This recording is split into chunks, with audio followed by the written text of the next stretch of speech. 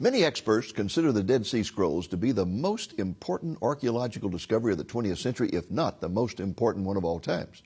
Why are they so important? And what are some other archaeological discoveries that have also proved important from a biblical viewpoint? Stay tuned for an interview with one of Christendom's best-known teachers of biblical archaeology. Lamb and Lion Ministries presents Christ in Prophecy, a program that focuses on the fundamentals of Bible prophecy, showing how current events in the news relate to biblical predictions of end-time events and the soon return of Jesus. Now, here's your host, Dr. David Reagan. Greetings in the name of Jesus, our blessed hope, and welcome to Christ in Prophecy. Once again this week, I am delighted to have as my special guest Dr. James Fleming, who is considered to be one of the most significant teachers of biblical archaeology in Christendom today.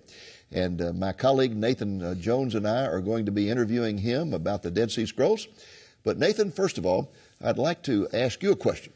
And that is that last week we had such a fantastic interview of Dr. Fleming about the importance of Bible prophecy, not Bible prophecy, but biblical archaeology, that I want those who missed it to know how they can see that on the internet. How can they view last week's program? Well, certainly. Just go to www.lamblion.com. Every single page, at the bottom of the page, there's a big button that says TV shows. Click it, it'll take you right to the show. Or in the menu, click Multimedia, Television Programs.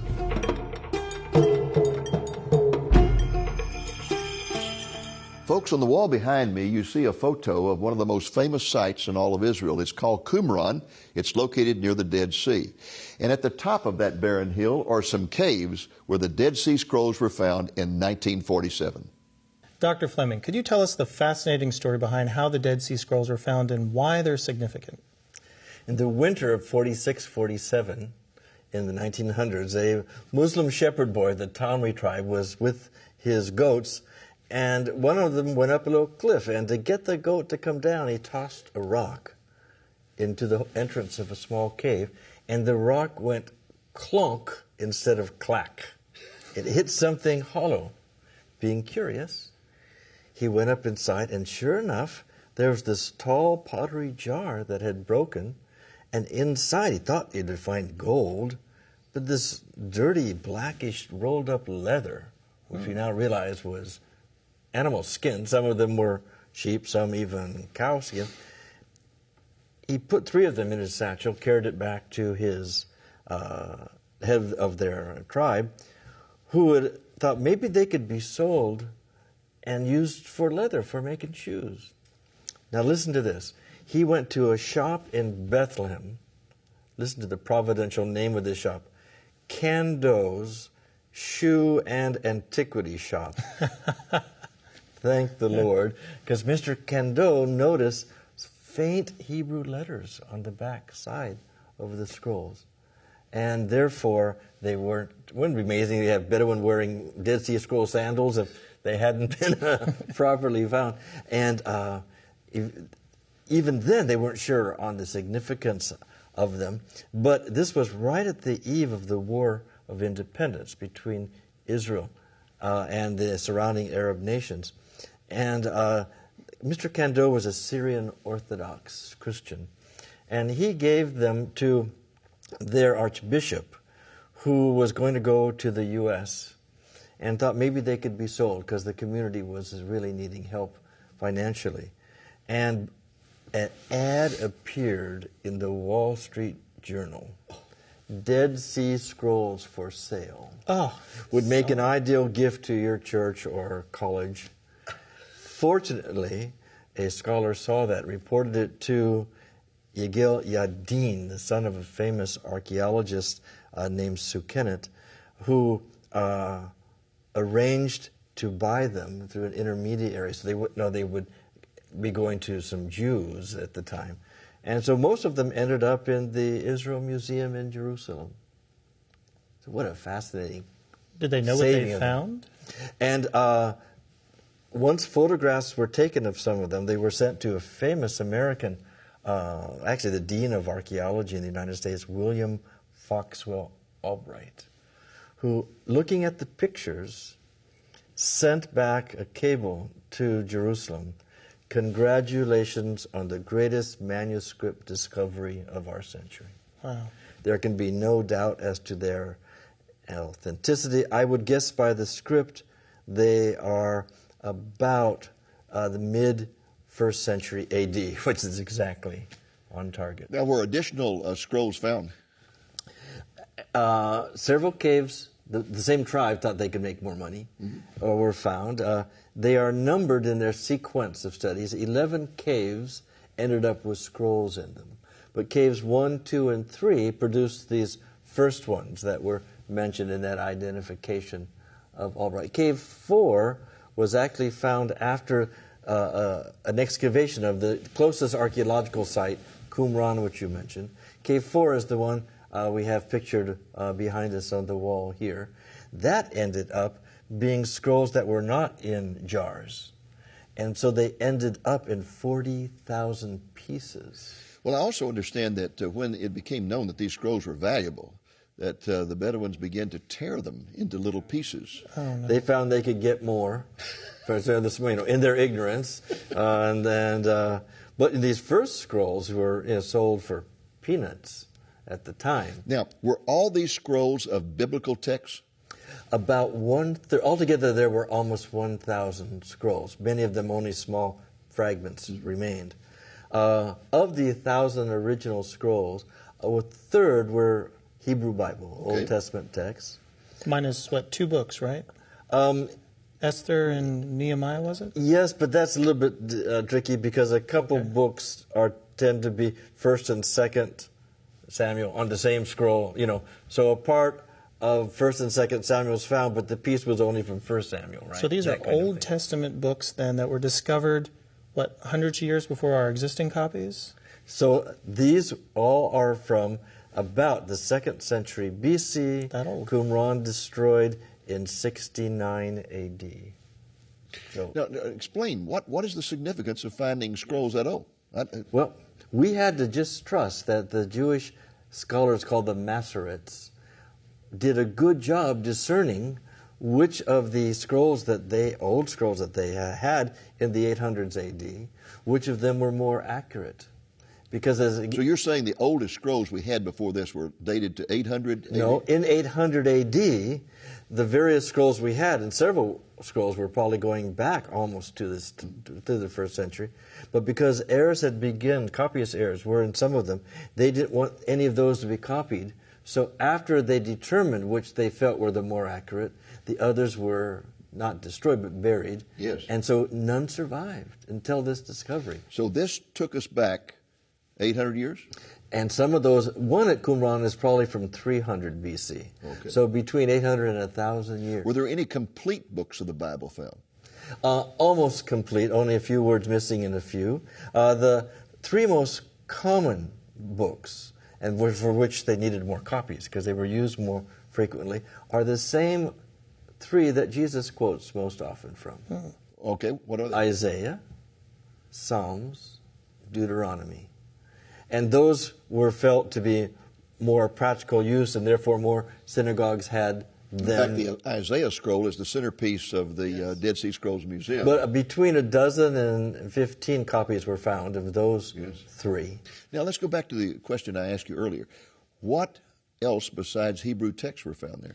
About a third were intertestamental books that we already knew about. Okay. This would be 1st and 2nd Maccabees, Jubilees, some of the books known as the Apocrypha today, not felt to be as old as the Hebrew Bible books, and therefore not chosen by the Jewish scribes to be part of what they considered the canon. And how did they all get in those jars? I mean, they were hiding them on purpose for preservation. They hoped they could come back, and they temporarily hid them in those caves. And the final third were documents peculiar to the community that gave us the text, that we had no idea. They were commentaries.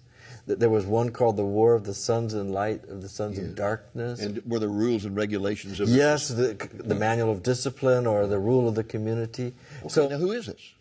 That's the big question. That's the big question. The word Essenes is not found in the Dead Sea Scrolls.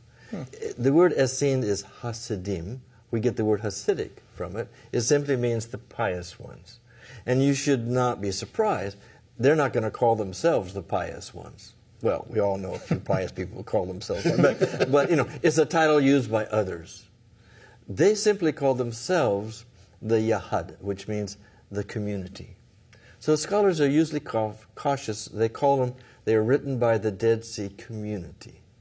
But when Josephus describes the various kinds of groups in his day, he called them the sects, the 4 sects. He describes Pharisees, Sadducees, but you have the Essenes listed.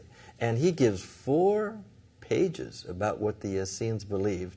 And it's very close to the manual of discipline, the rules for their order. So is it your personal opinion that the Qumran community did produce these scrolls? Yes. Because I know some believe that they were taken from the temple in Jerusalem and hidden there. There is one cave, Cave 3, that only had scrolls that related to the temple. Okay. So that cave may be a different origin, but they are the same carbon-14, the same kind of scroll, the same kinds of jars.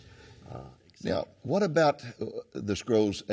What do they say about the authenticity of what we have today as the Bible? The Masoretes did a good job determining which were the more authentic ones. There are small errors, small conflicts, like spelling of a word, things like this.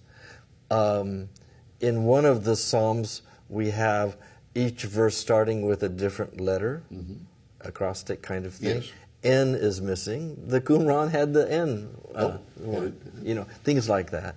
But not one case where there was any theological difference. Well, it's an amazing testimony to the preservation of God's Word. And also why the Bible should not be punished simply because it survived as an ancient source. It also helps us know that the Greek translation from the 3rd century BC, called the Septuagint, was very good on the first 5 books of Moses, very similar to the Dead Sea Scrolls on it too. So what was interesting is that some of the books were in Greek, some in Hebrew, some in Aramaic. Well, it really helps a modern scholar if you have 3 translations of the same verse to make an English translation. What words did they use? It can give you some nuance to choose an English word, you see. So nowadays, it's very important for the serious Christian student to have a translation that will have some footnotes and that will let you know the translation team also considered some of the insights that come from the Dead Sea Scrolls. Now, for many years, scholars sat on those scrolls, and they were very covetous of them. Yeah. And they wouldn't let anybody see them. I'd love to give you a good answer. Yeah, but I know that Biblical Archaeology Review was very involved in trying to break that open. Actually, I'm proud to be on their advisory board. The problem was this. The original division of these scrolls was not given to as many scholars as it could. Instead of 50, it should have been a couple hundred. So some scholars had many scrolls, and they became jealous as though it was their property. It's the world's property. Right. They should have given them to their promising graduate students. But then their name gets with the translation. But all these things had been photographed, right? Hadn't they been? And so they finally got the photographs released? And it was decided that we should open up the archive. Yes. And even though the scholars hadn't published some of them, the photographs of them were made available to other scholars. And how much is there that has not been translated yet? Nothing. So all's been translated? Yes. Okay. And that means then that the Bible I have today is inerrant. In other words, there's no errors. In 2,000 years, we can go back 2,000 years and trust that our Bibles today are accurate? You know, these little minor things like spelling and stuff like that will be different. But the theology, the story, no theological importance. We can trust the Bible. Yeah, yeah. Well, that's amazing. What an amazing story of a shepherd boy who throws a rock. That went clonk instead of clack. Yeah. And that he was curious. Yeah. And that even the non-biblical books gives us use of those words in other sentences. Can just an average individual go and see the Dead Sea Scrolls today? Is there a place where you can see yes, them? the Shrine of the Book, Yes. part of the Israel Museum, has most of them, although some of the That's in scrolls Jerusalem. in Jerusalem, some of the scrolls ended up in Jordan, and they would be in Amman, Jordan. Are there some at the Rockefeller Museum in Jerusalem? And the fragments Okay. that have not been pieced together. Now it's down to about 27,000, I think. I'm not sure. They went on are tour there. recently too, right? And there's enough that you don't want them all on display at one time, because you want to actually keep them in darkness. Yes. And rotate how many you bring up to the light and have that with, dimmed light and stuff. But yeah, they've been on traveling exhibitions, which is great. Well, thanks for sharing that fascinating story with us.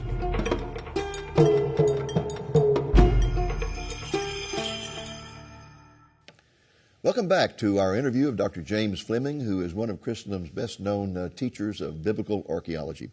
Jim, I would like for you to share with us 2 or 3 other major archaeological discoveries of the 20th century. We've talked about the Dead Sea Scrolls, but what about some others that may have impacted our understanding of the Bible?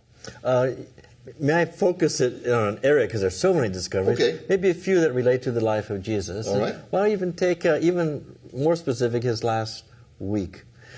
Jesus' life is firmly rooted in history, and some of the main players in the gospel stories, we have found something about them. For example, the inscription has been found in Caesarea that mentioned Pontius Pilate, the proconsul, the procurator of Judea, found at the theater of Caesarea. We found the tomb of Caiaphas, the high priest, a bone box called an ossuary, said Joseph Caiapha. We find from Josephus, his first name was Joseph. And the tomb of Annas, the previous high priest, which is described by Josephus in the 1st century as being near where the Hinnom and the Kidron Valley join in Jerusalem. And there's the most ornamental tomb from the 1st century found is right there at that junction. We have found a tomb, believe it or not, with a bone box in it that said Simon of Cyrenia. And next to that box was Alexander of Cyrenia, son of Simus. May I remind you, in the New Testament, we find when Simon, who was forced to carry the cross, is mentioned, he said, whose sons were Rufus and Alexander. Wow. So that certainly has to be it. The man who donated the money for the Corinthian bronze gate to enter the temple, called the Nicanor Gate, there was a tomb found on the Mount of Olives. Nicanor, who gave the temple gate. So isn't it interesting that we have these contact points? Well, I think it's absolutely fascinating, and I'd like to go back to one of them you mentioned, and that is the Pilate inscription that was found at Caesarea Maritime in the theater there when they were excavating it. And it appeared to me, I've seen this several times, it appears to me to be like the kind of plaque that you would find in a post office in America that would say, this post office was built during the time when Eisenhower was president and so was governor of Ohio, or whatever. And that's basically what it says. Tiberius is emperor and Pontius Pilate is governor. Yes, it's honoring that Pilate built a Tiberium. This was a site to honor Tiberius Caesar. Pilate is 26 to 36 A.D., and so most people put the crucifixion about, midway during his reign. But isn't it great that we have that contact point with these characters mentioned in Did this the story? stone end up in a very questionable place? It's recycled. Yeah. It had probably been on a wall honoring this Tiberium, but when they were redoing the orchestra area of the theater, that was simply used. Pontius Pilate ended up in disgrace. In fact, he was banished in 36 AD and committed suicide in his banishment. Really? He was so shamed. Huh. But that tomb was simply used as part of a stairway for the platform and shaved a part of the letters off so it would fit right and things. Now, What is the significance, though, of finding Pilate's name on something? Is this the only place we've found it outside? I think he's mentioned the writings of Josephus, isn't he? Yes.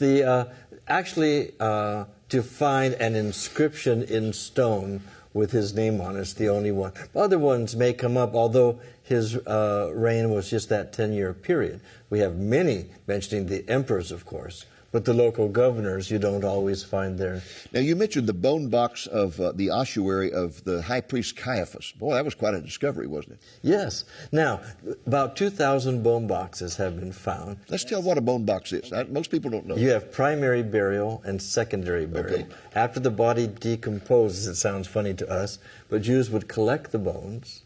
So bone boxes, usually long enough for the long bones, and wide enough for the skull. And 1,000 of these bone boxes had names on them, 1,000 no name. The relatives in the tomb, of course, knew who was in that box.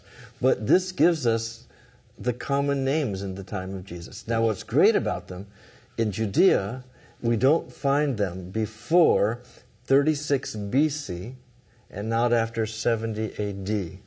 So we have this short 100-year period when they are a popular way of burying, and it gives us what are the popular names in that 100-year period. In the collection of those bones into bone boxes, was that so that the tomb could be used again? Yes. Over and over and over. And now, the body in Jerusalem's climate takes about 2 years to decompose. In drier places like Jericho, it would take longer. But it gives us, for example, there's very few first names in this time. And so a lot of people have the same names. And so like Simon is almost 20% of the people are named Simon. Mary is 40% of the women. Wow. Are Miriam, Maria, like Deborah Mary. today. Well, you even see that in the Gospels with Mary, the How mother many of Marys Jesus, Mary Magdalene, it just goes on and on. Yes. Now, if we go back to the 1800s, and I'm really excited, you read about the Hittites all over the Old Testament, but no one knew about Hittites, right, until the 1800s? Many people wondered, is this biblical fantasy or something? Okay. In central Turkey, their capital has been found and excavated. In fact, very important discoveries were made at a place called Ugarit on the western coast of Syria, called the Ugaritic tablets, vassal treaties between the Hittites and their weaker neighbors, a strong king and vassals. Mm-hmm. The Hittite vassal treaties from the 12 and 1100s have the same 7 points to them as the outline of the book of Exodus. Which means the book of Exodus is a treaty between a people and their God. And it's written in a way that everyone's going to see this is a covenant. It's a legal document. It sounds like again and again and again, archaeology proves that the Bible is historically accurate. It shows you it reflects a period much older than some theories are for when these books... I want to ask you about one of my favorites, and that is... books written around 1800 which argued that the Bible was full of myth, legend, and superstition, and the proof positive was that Jesus spent 3.5 years of his life preaching in 3 towns that never existed. And those towns were Capernaum, which was his headquarters, Chorazin, and Bethsaida. And yet archaeology has since found all 3, right? Yes. And that's great because the Bible has been put on the map. Yeah. There have been so many excavations, or at least surface surveys, to know what period of pottery you find at a site, that we know where 25 of these 27 towns are in the Gospels now. So still 2 missing, huh? We're still not sure. In John's Gospel, John baptized from Bethany of Jordan as far as Aenon and Salem. We're not sure about Aenon and Salem yet. Do we know where John baptized, for example, where Jesus was baptized? It would be in the southern part of the Jordan River. Well, that John's Gospel says he baptized from Bethany of Jordan. Okay. There are some who think that Bethany of Jordan may have been closer to the Sea of Galilee. But your main disadvantage there is that from his baptism, he was led up into the wilderness of Judea. And John's message was in the wilderness, right? Declaring in the wilderness the coming of God's message. And so for that reason, almost all scholars feel the Bethany of Jordan was just where the Jordan enters the Dead Sea, near Qumran. Well, when you mentioned the wilderness, it reminded me of something humorous.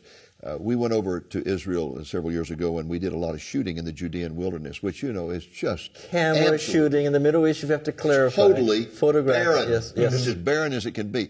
And we came back and showed this in the States at a premiere, and people came up afterward and said, I never had any idea it looked like that. When I think of a wilderness, I think of a thickly forested area. And they had always thought that Jesus went out and spent his time in this thickly forested area instead of a barren wilderness. With the little sheep tracks all along the sides of the hills. And it did have predator animals, but they would be lions. Yes. They would be leopards, still a couple of leopards there, wolves. It's a dangerous area. That's why John's Gospel said in that wilderness that even wild beasts did not harm him. But don't think of a forested wilderness.